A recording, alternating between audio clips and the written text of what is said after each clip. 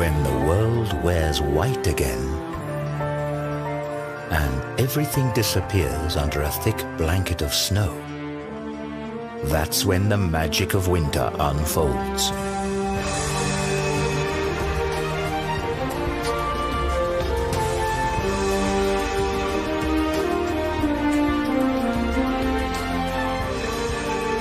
As in every year, nature shows us a world of wonders.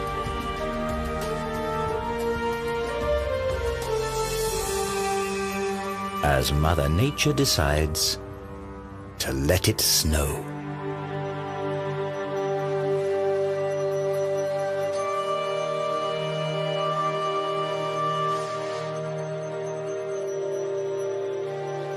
Snow crystals are natural works of art, as fragile as they are ephemeral. Each crystal is unique, and yet all develop in accordance with the same six-fold symmetry.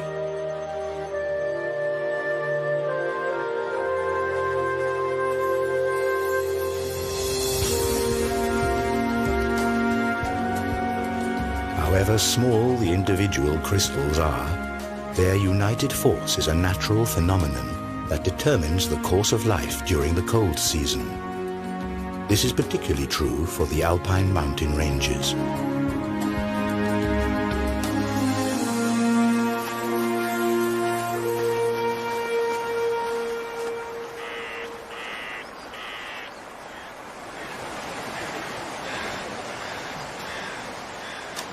It's December, and about time to look for a proper Christmas tree.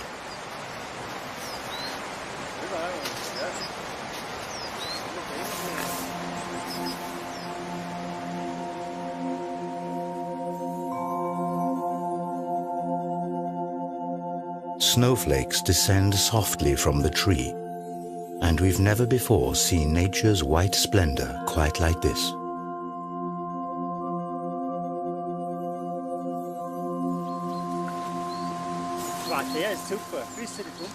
This tree is exactly right. It's the perfect choice.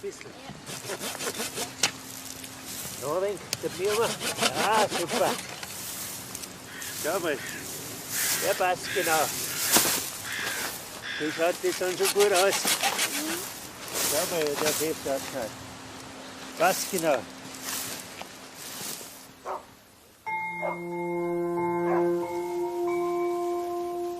The landscape is deeply covered in snow, and here, in the Austrian mountains, it looks as though it's going to be a white Christmas again.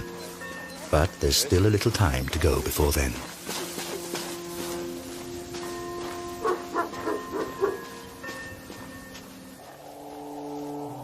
The wild animals sense that the weather is about to change.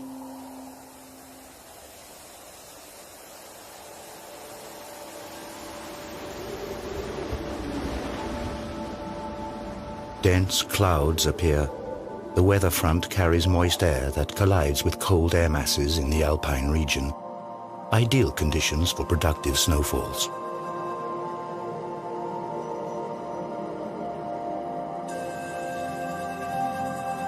When it is barely below freezing, the first snow crystals begin to form inside the clouds.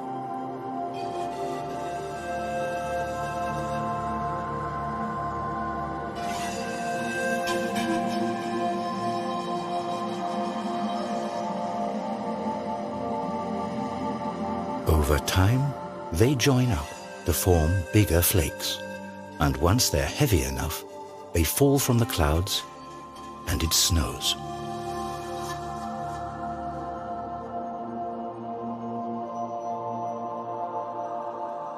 Each of Mother Hulda's works of art is unique. No two snowflakes are exactly alike. Unlike raindrops or hailstones, snowflakes fall gently from the sky.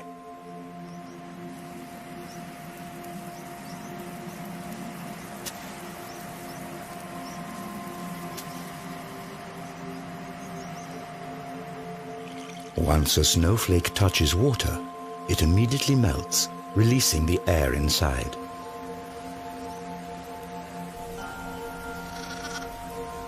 This creates a high-pitched sound that is unique to each flake and inaudible to the human ear without the assistance of technology.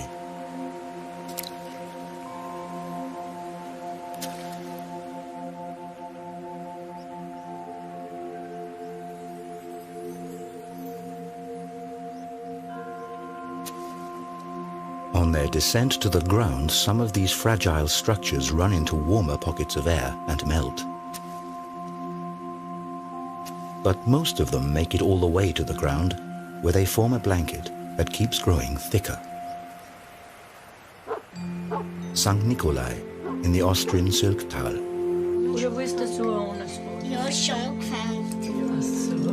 Here, as in many valleys of the Alps, time-honored Christmas traditions are kept alive. All throughout the Advent season, the whole family takes part in preparations for the grand celebration.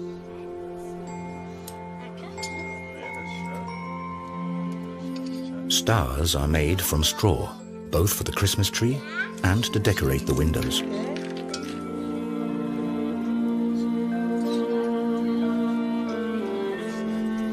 And once the snow starts to fall, visions of a white Christmas begin to stir in everyone's dreams. While the family is busy with Christmas preparations in the warm room, the snowfall grows heavier outside.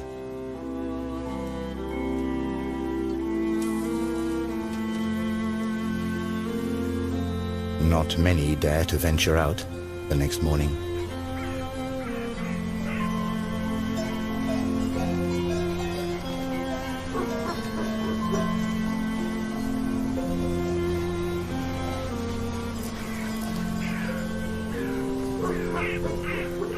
For some animals in the wild, winter is the hardest time of the year. Now they have to live off fat reserves they built up in the summer. They're protected by their winter fur, which is such an effective insulator that snow doesn't melt for hours. The new snow is deep and soft, and each step takes a lot of energy. During snowstorms, chamois and deer sometimes show surprising behavior. They allow themselves to get snowed in, as the blanket of snow protects them from wind and frost.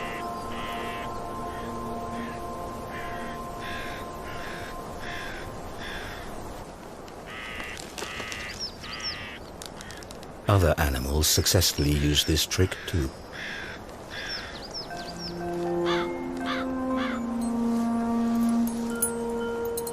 Huskies spend the night outside.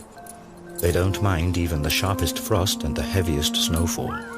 And in the morning, the hardy dogs are busy getting rid of the snow again.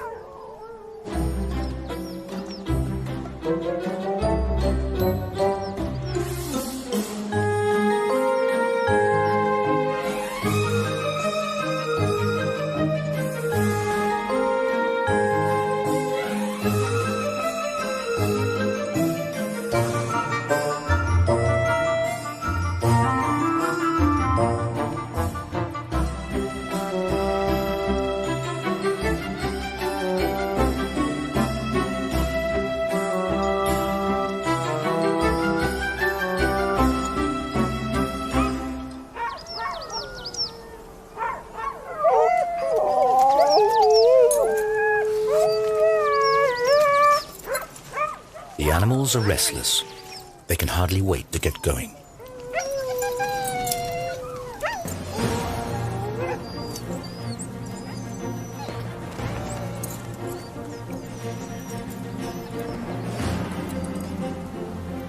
Huskies are originally from Siberia, where they've been used as sleigh dogs for centuries.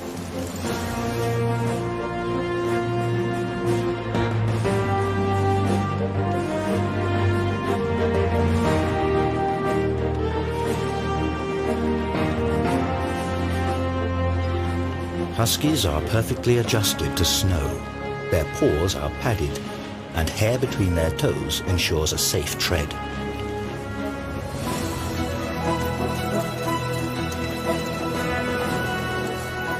Dog sleigh races are becoming increasingly popular everywhere, and only the strongest and most experienced animals get to run at the head of the pack.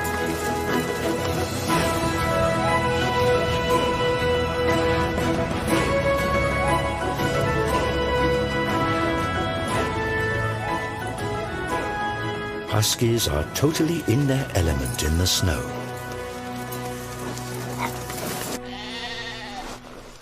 Which can't be said about sheep.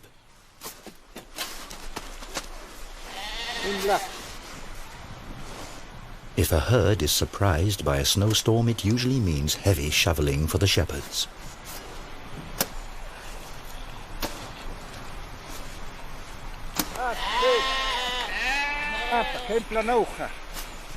The natural response of sheep is to flee any imminent threat, but where to escape when danger threatens from all sides.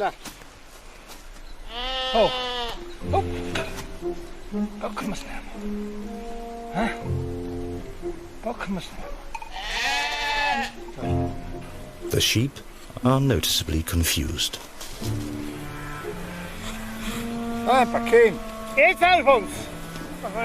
And even once their way is shoveled free, they still require some persuasion.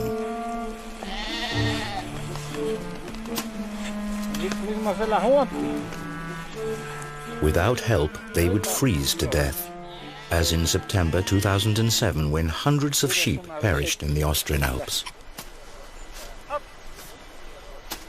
It takes quite some time until the strange caravan reaches the stable.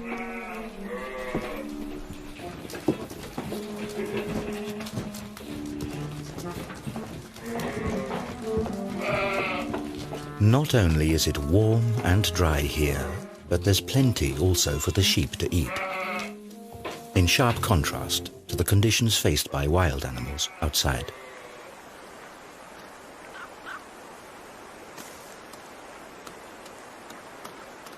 For chamois, for example, foraging in the winter is a challenge.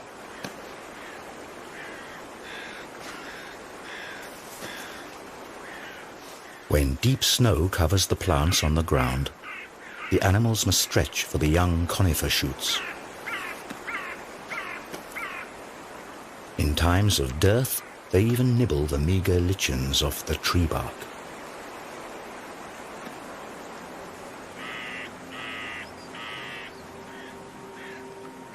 The splendid white snow is already several feet high as the next cold front approaches the Alps, bringing even more.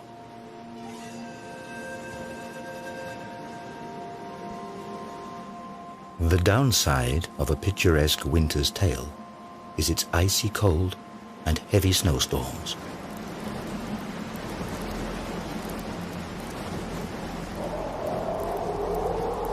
And once a dense snowfall and strong winds combine, things get really uncomfortable. The snowflakes whip horizontally through the air. The wind amplifies the bitter cold and frost.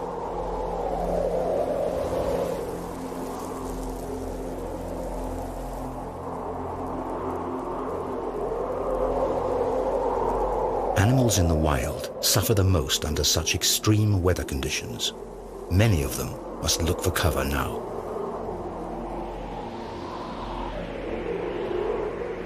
Some of them have developed their own survival tricks.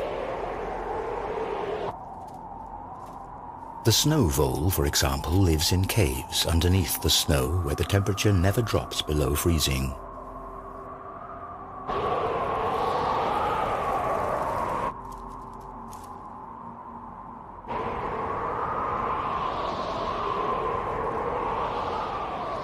If the snow failed to appear and provide its protective layer, many animals and plants would not survive the winter.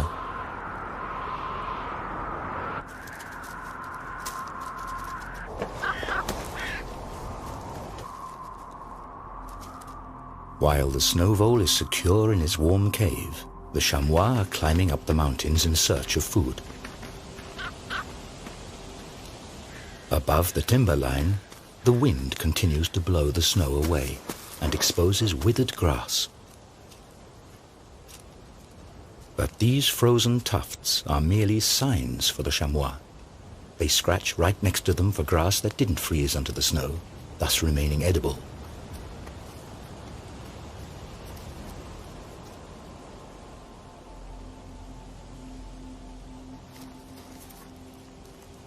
During Advent, days are short and nights are long and cold.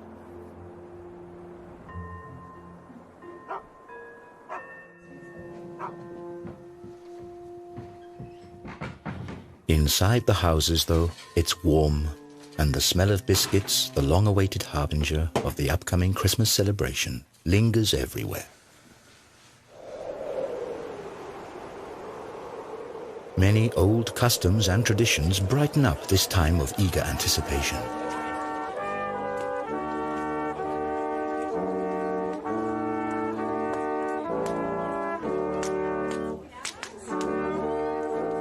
To the sounds of Advent horns, another window of a special house is opened.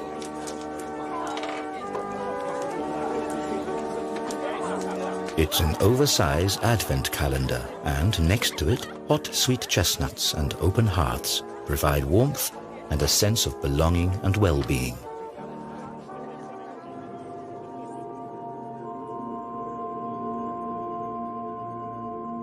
During particularly frosty nights, a fascinating phenomenon occurs. The moisture in the air freezes and turns into hoarfrost.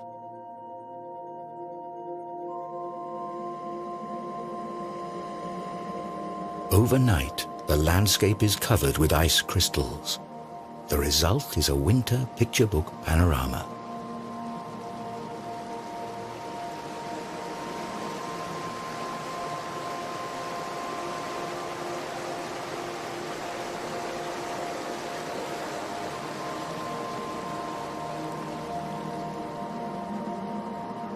Sun and hoarfrost frequently go hand in hand, as cloudless winter weather is especially cold.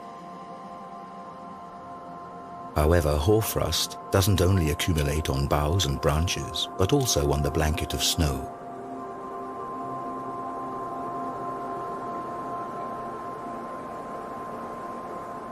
Its crystals differ considerably from the snow below. Hoarfrost is created at about -8 degrees Celsius or lower, and the moisture in the air freezes directly on surfaces.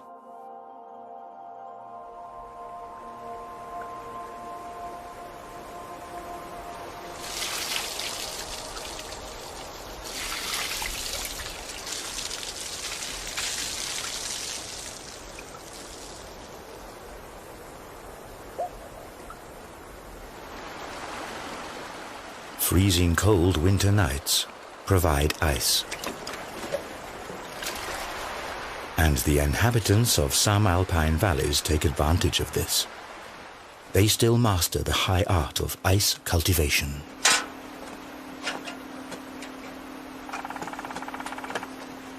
Instead of chopping ice likely to be contaminated with suspended sediment from frozen brooks or lakes, ice farmers repeatedly douse specially designed wood racks with water.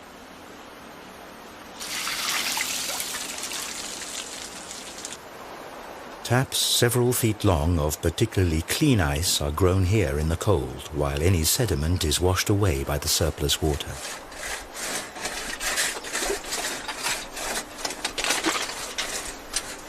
Finally, the ice is sawn into pieces.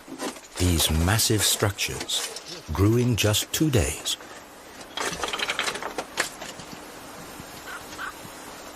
In order not to break up the highly sought-after ice scraps any further, they have to be carefully harvested and stowed.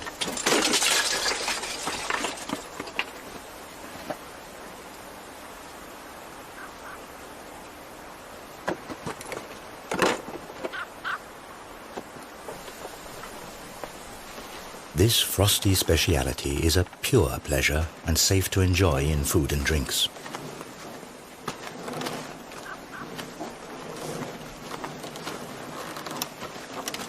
In former times, people were dependent on the cold of winter if they wanted to freeze water.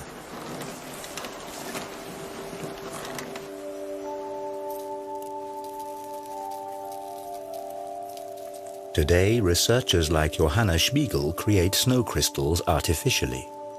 In the cold laboratories of the Swiss Federal Institute for Snow and Avalanche Research in Davos, temperatures as low as -40 degrees Celsius are common. Here, researchers create nature-identical snow. Scientists examine the structure of this snow under the microscope. An atlas of snow crystals records about 6,000 different crystal forms. Humidity, temperature, and the water's molecular structure are crucial data points. Electrostatic fields align the water molecules hexagonally, and this basic structure holds steady as the water slowly freezes and the snow crystal gradually grows until it's finished.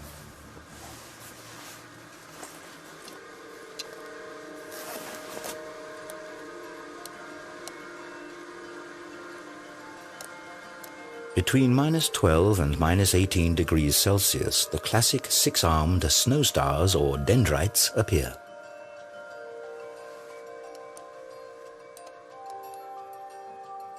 It's the temperature that determines how finely branched they become.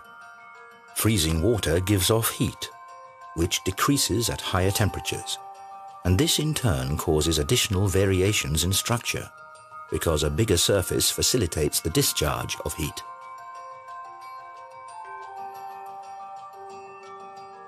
Consequently, dendrites turn out to be distinctly less branched when they're created at lower temperatures.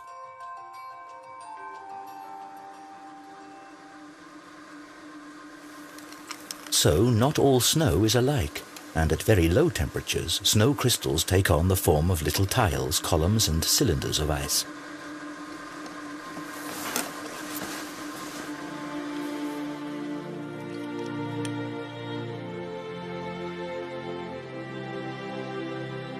But what is somewhat inconspicuous under the microscope is actually every winter athlete's dream and the height of winter fun. Fine powder snow.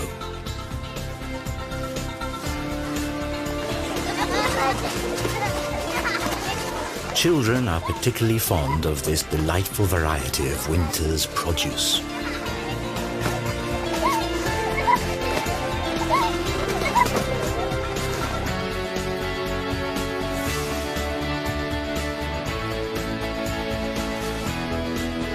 Fresh powder snow is an attraction for skiers and snowboarders too.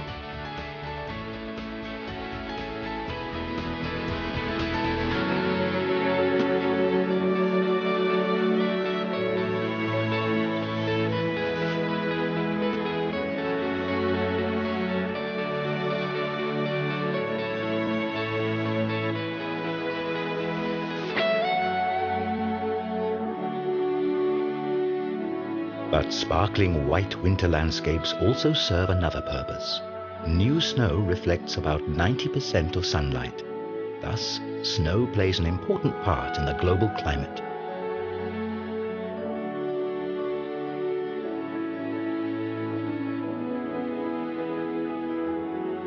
But why is snow actually white? The ice of the snow crystals is colorless and transparent. At the border surfaces between ice crystals and air, the white sunlight is reflected and scattered. And with enough randomly distributed ice crystals scattering light in all directions, the overall color that results is white.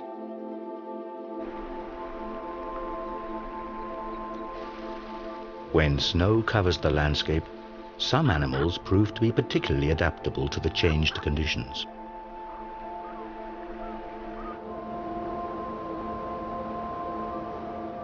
During the winter, the ptarmigan with its bright white plumage is superbly camouflaged.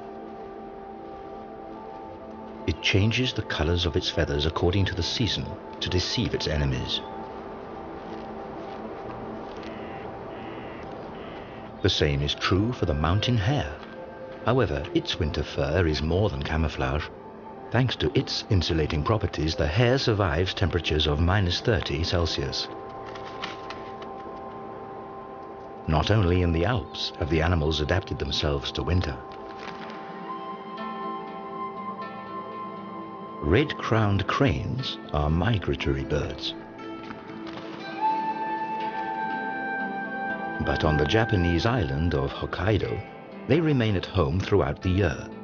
During the winter months, these elegant birds perform their courtship ritual.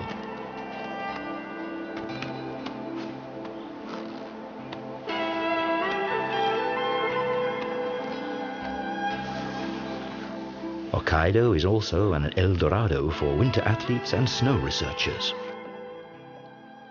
In his research, Masaru Emoto investigates the factors that determine the growth of ice crystals. Emoto's findings are as interesting as they are controversial.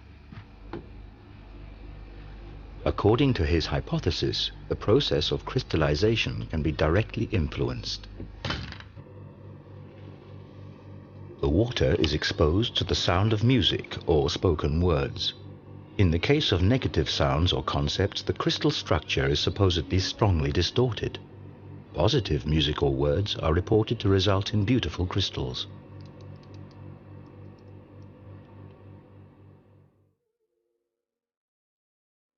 Classical opera seems to promote crystals of superb form.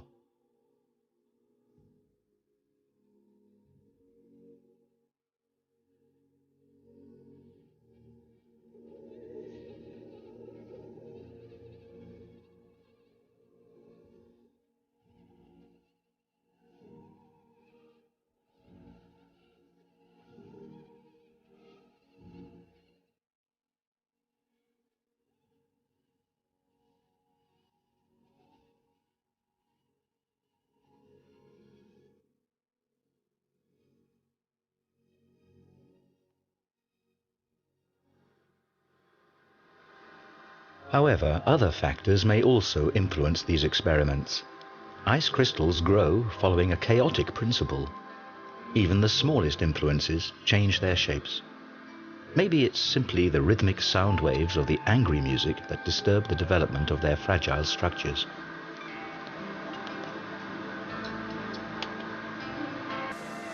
Back from the laboratory into nature. To understand how snow crystals are created in natural surroundings, researchers have to get themselves to the center of the action.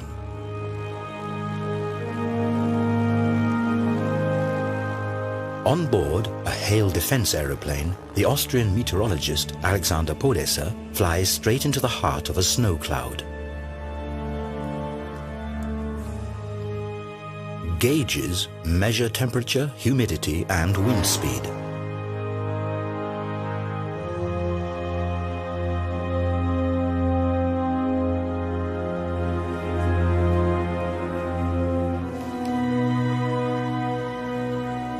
So-called condensation kernels serve as seeds around which droplets form out of the cloud's mist. Moisture accumulates around minute particles of dust and soot. Such particles also serve as freezing kernels for snow crystals. It's already cold enough in the clouds. The first crystals start to form. They grow, link together, and descend as snowflakes to the earth.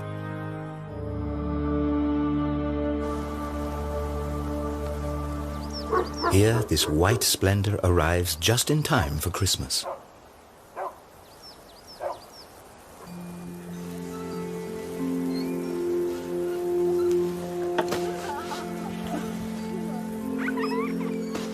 Snow has a magical attraction, especially for children. Now snowmen are in high season.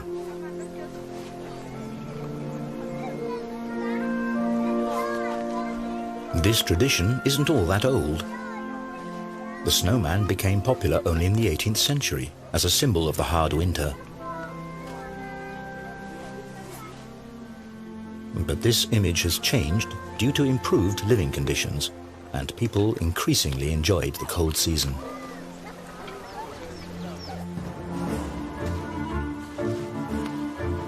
In the mountains, however, the snow can prove to be a danger for humans and animals alike.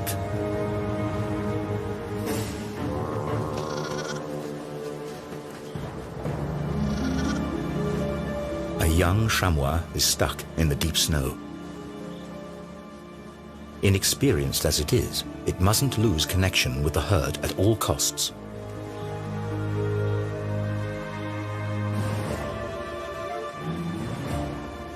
But the young animal sinks deep into the snow and falls further and further behind.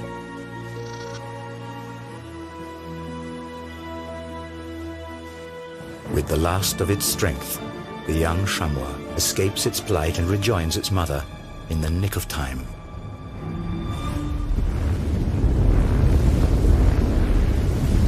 A devastating avalanche thunders down into the valley.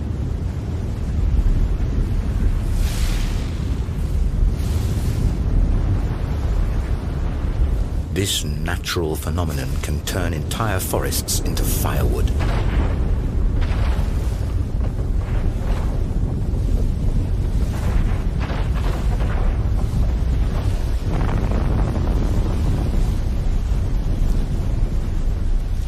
Avalanches are winter's greatest danger in the Alps.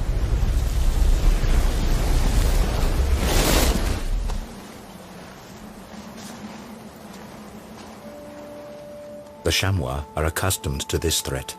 If a herd has to cross a dangerous mountainside, the most experienced animal leads alone.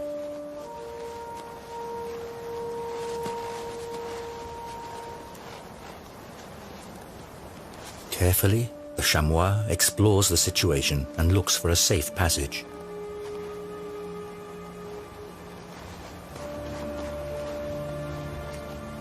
At the same time, it creates a path in the deep snow for the rest of the herd to follow.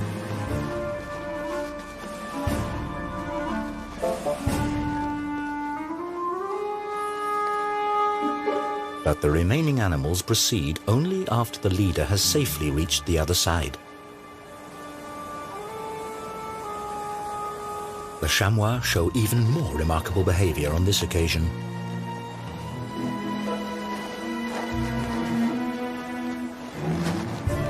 The herd doesn't cross the hillside as one. Instead, the animals risk the dangerous passage one at a time.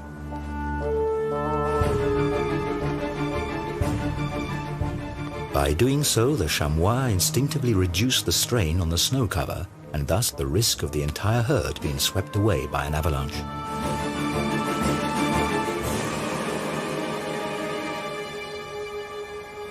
This danger is very real not only for the chamois.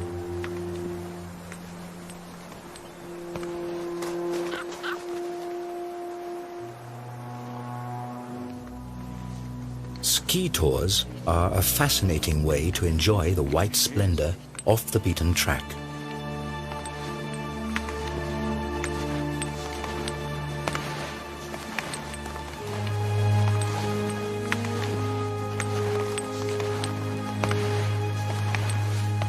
Experienced skiers, however, always keep a careful eye on the snow underneath them.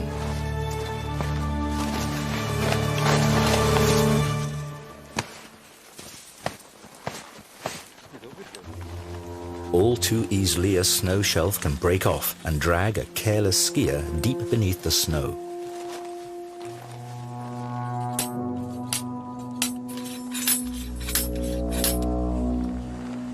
Vannengrat mountain near Davos.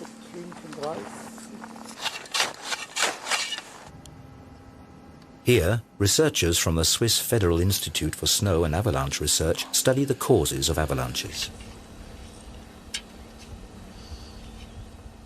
In this testing ground, profiles of the snow cover are created. 126, 2 Zentimeter. Jörg Schweitzer examines everything, from the lowest layer of granulated old snow to the fine flakes of the most recent snowfall.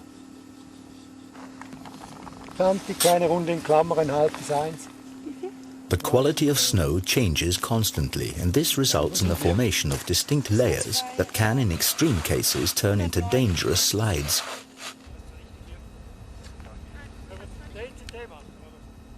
The snow masses above these slippery layers can easily start moving.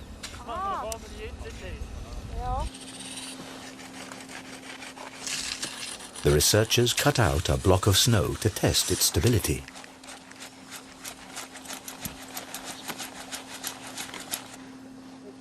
With this kind of testing, a little jump usually suffices.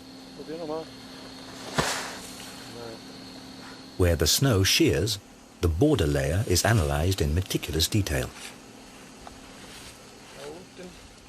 The data is sent to avalanche warning services, but today nothing gets in the way of enjoying the deep powder snow.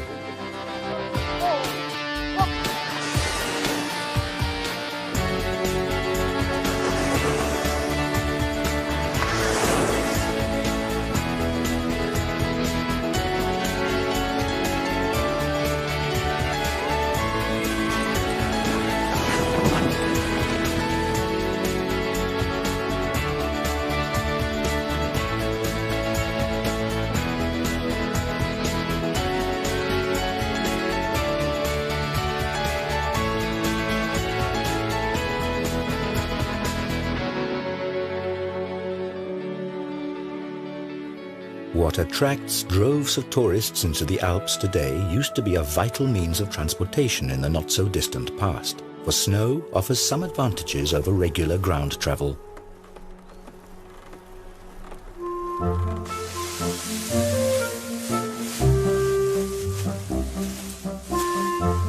Last summer's hay is stored in small barns high up on the alpine pastures.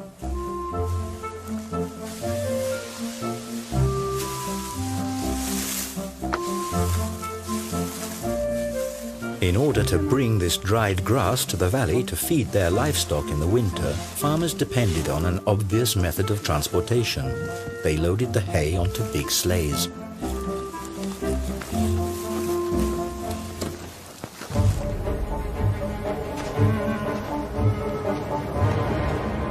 Occasionally, going down the mountains is risky even for the Alps' master climbers.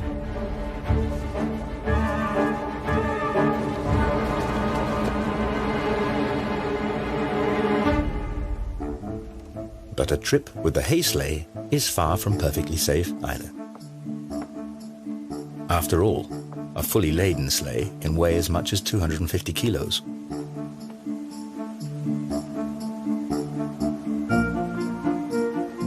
Across level stretches, they have to be towed to keep them from losing momentum.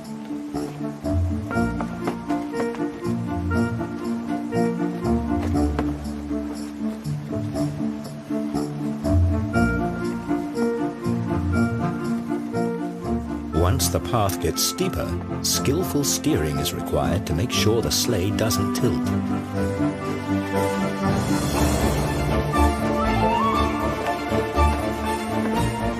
Few are masters of this art today.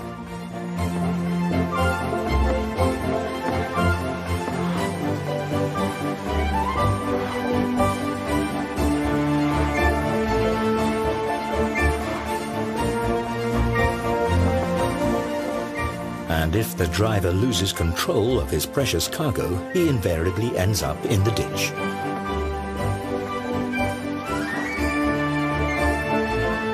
This method of bringing in the hay requires careful attention and great skill, and in former times, serious accidents were common occurrences.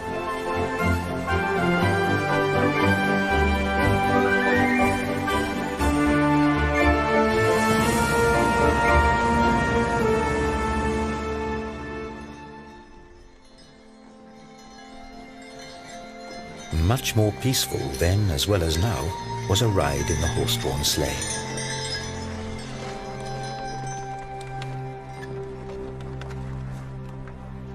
In the evening twilight, when the snowy landscape gradually sinks into darkness, it is time for the coachman to light his lanterns.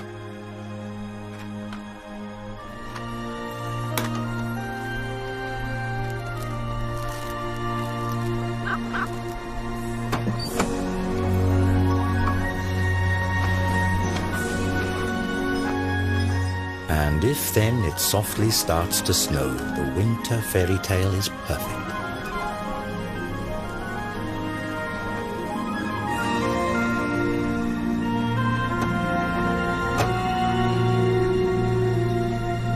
Fluffy snowflakes are dancing in the sky, just like in a movie scene. And indeed, this snow didn't originate in the clouds, but in a studio.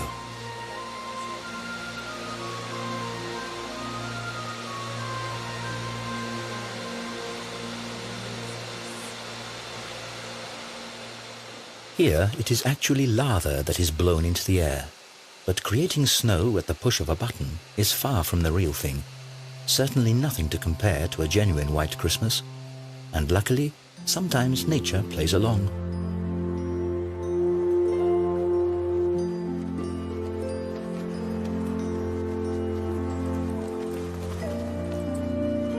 On Christmas Eve, a festive mood prevails in the tranquil village of St. Nikolai. After church, many people come to see the Christmas nativity before returning home.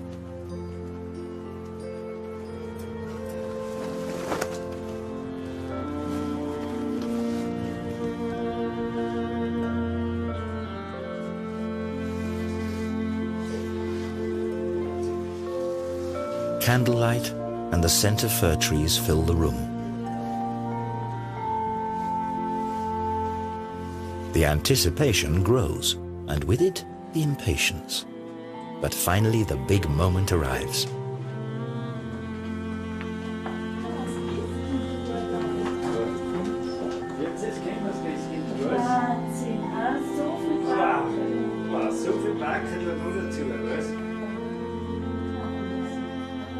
The glow in the children's eyes stirs many an adult's fond memories of merry Christmases past.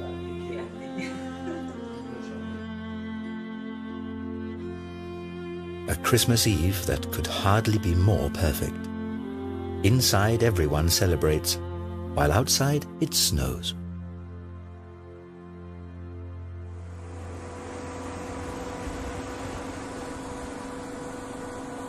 After Christmas, the high season of winter sports begins.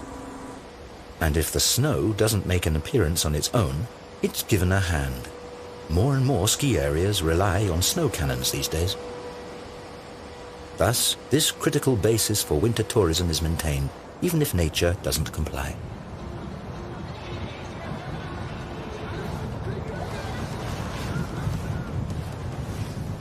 The average temperature of many alpine regions has risen noticeably over the last few decades.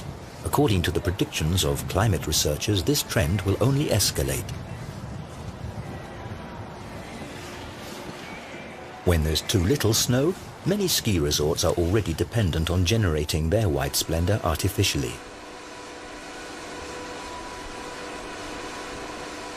Propeller cannons are spraying finely atomized deep frozen water.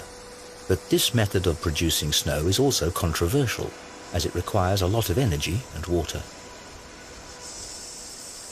What's more, snow from these cannons is harder to ski on. Nature's original remains unequaled.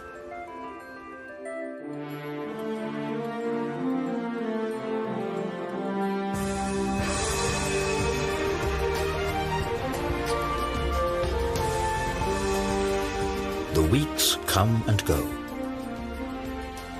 In the mountains, the magic of snow presents its majestic beauty deep into spring. Occasionally, however, the silence of nature is disturbed by strange sounds.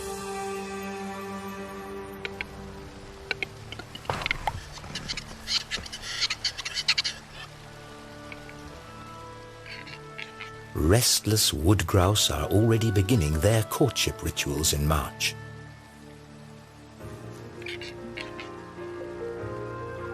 Their distinctive cries and splendid plumage are to attract females for the mating season soon at hand.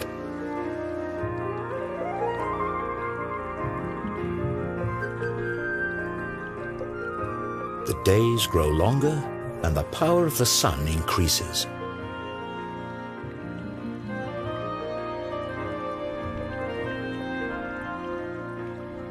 During the winter, snow and ice bound up large quantities of water that are now released in the warm spring air.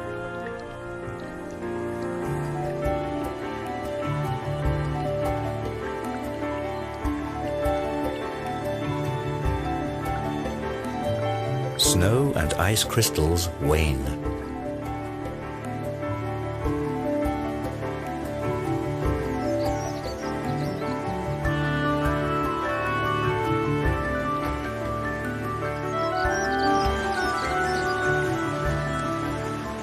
If the snow melts too quickly, a sudden deluge of water rushes down the mountains, potentially causing severe floods in the valleys.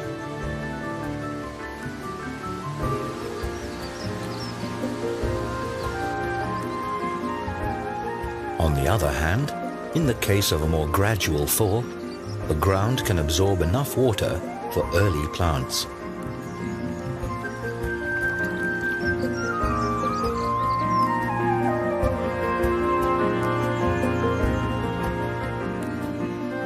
The snow vole is ready to venture outside again.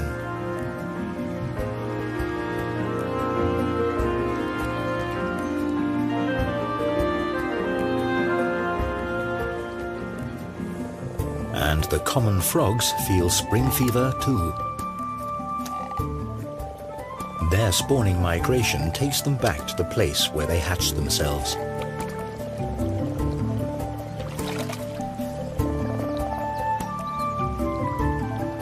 The shallow water fills with frogs and their spawn.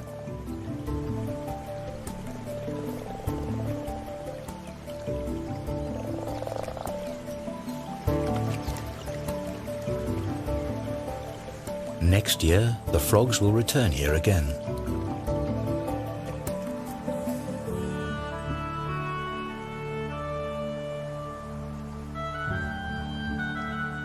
Often the snow on the summits of the Alps remains throughout the whole year. The glacial ice is essentially nothing but condensed snow.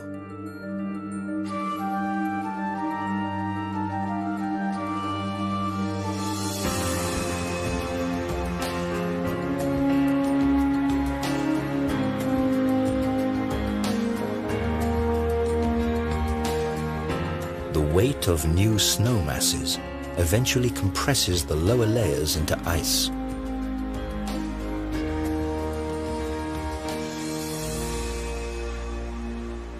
In the context of a broader climate change, this eternal ice may soon be a thing of the past. Due to global warming, the alpine glaciers are declining, like at the Rieserferner in the region of Südtirol.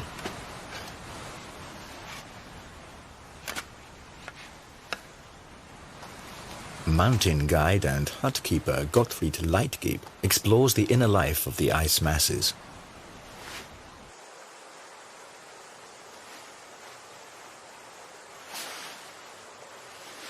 Leitgeb has a wealth of experience to draw upon. Ever since childhood, he studied the glaciers in this region and followed their development.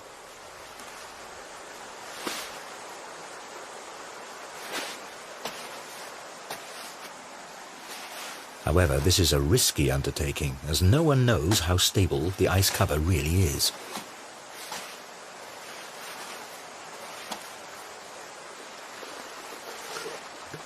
On the other hand, only a local inspection can deliver first-hand information about the glacier's condition and the possible effects of the current global warming.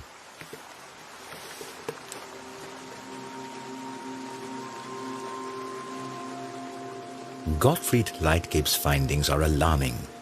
The glacier has been shrinking for years.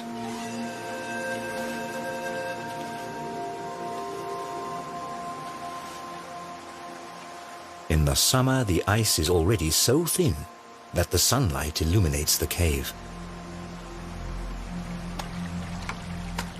The meltwater forms a little stream below the glacier and surfaces at its tongue.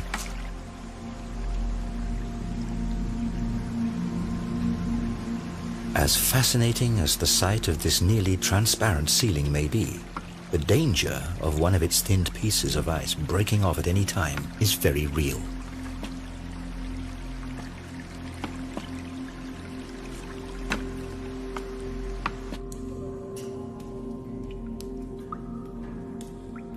Deeper in the mountains, conditions are quite different. Constant low temperatures and the proper humidity provide for splendid snow crystals throughout the year.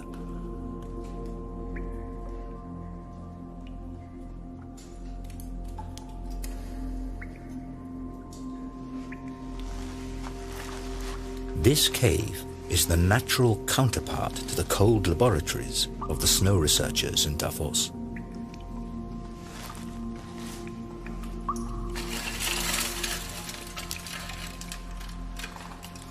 Despite their enormous size, these crystals form in the same way as the snow crystals from the clouds. With time, the body temperature of one human being is enough to cause these works of art to melt. That's why Gottfried Leitgeb rarely comes here.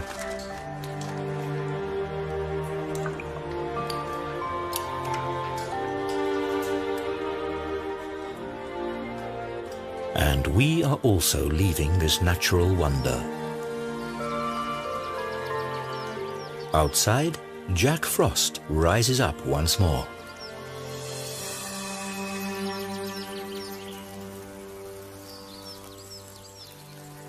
By the middle of May, the green mountain meadows set the stage for a final appearance of nature's white splendor. And one last time, the snow falls quietly until its return next winter.